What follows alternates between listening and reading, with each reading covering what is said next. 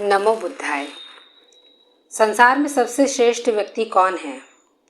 एक बार चारिका करते समय अपनी चर्या के अनुसार भगवान बुद्ध ने साथ साथ चल रहे भिक्षुओं को ये उपदेश दिया। भिक्षुओं को संबोधित करते हुए भगवान बुद्ध ने कहा, भिक्षुओं, इस संसार में 4 तरह के लोग पाए जाते हैं। पहले, जिसने ना कभी अपनी भलाई की और ना ही किसी दूसरे की भलाई के लिए कभी प्रयास ही किया है। दूसरे, जिसने दूसरों का भला तो किया किंतु अपना भला नहीं किया। जिसने अपना भला किया किंतु तीसरे, जिसने अपना तो भला किया किंतु दूसरों का भला नहीं किया। तथा चौथे, जिसने अपनी भलाई तो की ही, साथ में दूसरों का भला करने का भी प्रयास किया। जिसने ना कभी अपनी भलाई ना कभी दूसरे की भलाई का प्रयास किया हो, वह उस शमशान की उस लकड़ी की तरह है जो दोनों सिरों से जल रही है और जिसके बीच में गोबर लगा है। उसने ना ही गांव में और ना ही जंगल में कोई अग्नि जलाई। ऐसा आदमी संसार के लिए बिल्कुल व्यर्थ है और अपने लिए भी व्यर्थ है। जो अपनी हानि करके दूसरों के उपकार के लिए प्रयास करता है वह दोनों में से अधिक अच्छा और प्रतिष्ठ होता है। लेकिन भिक्षु, चारों तरह के आदमियों में सबसे श्रेष्ठतम, उच्चतम और अग्रणी वही होता है जिसने दूसरों की भलाई के लिए प्रयास करने के साथ साथ ही अपनी भलाई का भी प्रयास करा हो। आज हम संसार में देखते हैं कि कुछ लोग सिर्फ अपना भला सोचते हैं, सिर्फ अपना और अपने परिवार का भला सोचते हैं और वो ज़्यादा से ज़्यादा दौलतमंद होना चाहते हैं, ज़्यादा से ज़्यादा शोहरत पाना चाहते हैं, ज़्यादा से ज़्यादा वाहवाही पाना चाहते हैं। तो वो अपने लिए भी व्यर्थ है, उनके खुद के लिए भी वो नुकसानदायक है और वो समाज के लिए भी नुकसानदायक है। वो दूसरों के लिए भी किसी काम के नहीं है। फिर हम देखते हैं कुछ लोग ऐसे जो अपना भला नहीं करते और सिर्फ दूसरों की भलाई में लगे रहते हैं, जो अपने परिवार को नहीं देख पाते, उनके घर में कितनी परेशानियां हैं, उनके घर में क्या प्रॉब्लम्स है, वो उसको नहीं देखते, वो दूसरों का भला करने की कोशिश करते हैं। वो थोड़े से श्रेष्ठ है पर फिर भी उनको श्रेष्ठतम नहीं कहा। तीसरे वो होते हैं जो ना अपना भला करते हैं ना दूसरे का भला करते हैं, तो वो तो बिल्कुल ही व्यर्थ हो गए।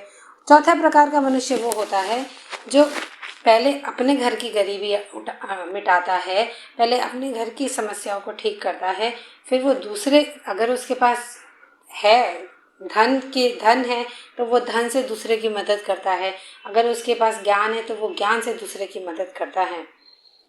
इसको हम ऐसे कहेंगे कि एक जागा हुआ पुरुष अपने जागने के बाद अपने घर वालों को जगाता है, फिर वो दूसरों को भी जगाता है। तो उसी को श्रेष्ठतम कह रहे हैं महात्मा बुद्ध, उसी को अग्रणी कह रहे हैं।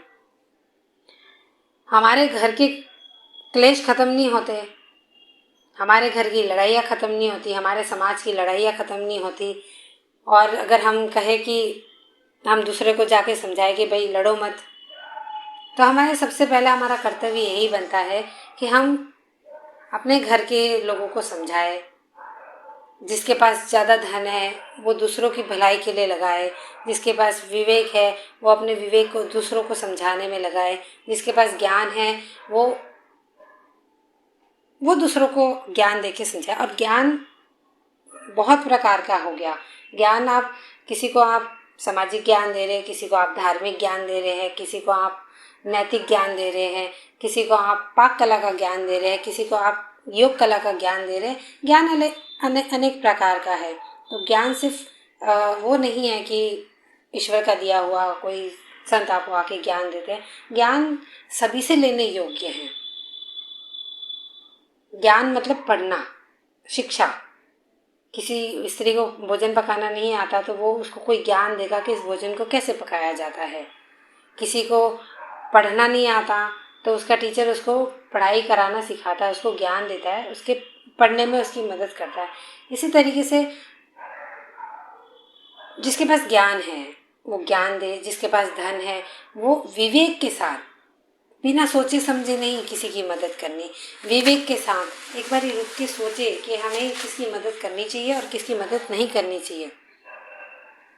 आपसे कोई धन की मदद मांगता है और वो व्यक्ति दुराचारी है, वो उस धन को ले जाके उसका दुरुपयोग करता है, अगर वो उस धन से शराब पी गया और शराब पी के अपने बीवी बच्चों को मारता है या अपने माँ बाप के साथ दुर्व्यवहार करता है, तो ये आपका अविवेकपूर्ण कार्य किया गया, जिससे उनको भी कष्ट होगा और उनके जो कष्ट हुआ है उसकी वजह से आपको भी कष्ट होगा। इसलिए हमेशा विवेक के साथ, जिसको आप धन की मदद कर रहे हैं उसको आप एक विवेक के साथ करिए कि जिसे सही में धन की ज़रूरत है, जिसे सही में भोजन की ज़रूरत है, आप उसको भोजन दीजिए, आप उसको धन दीजिए। तो जो अपना भला सोचता है, अपने भले के लिए प्रयास करता है और जो दूसरे के भले के लिए भी प्रयास करता है, वो पुरुष मतलब वो समाज, मतलब स्त्री पुरुष सभी आ गए, सभी बच्चा बूढ़ा, वो एक पुरुष कहा जाता है उनको, कि वो पुरुष सर्वश्रेष्ठ होता है। धन्यवाद।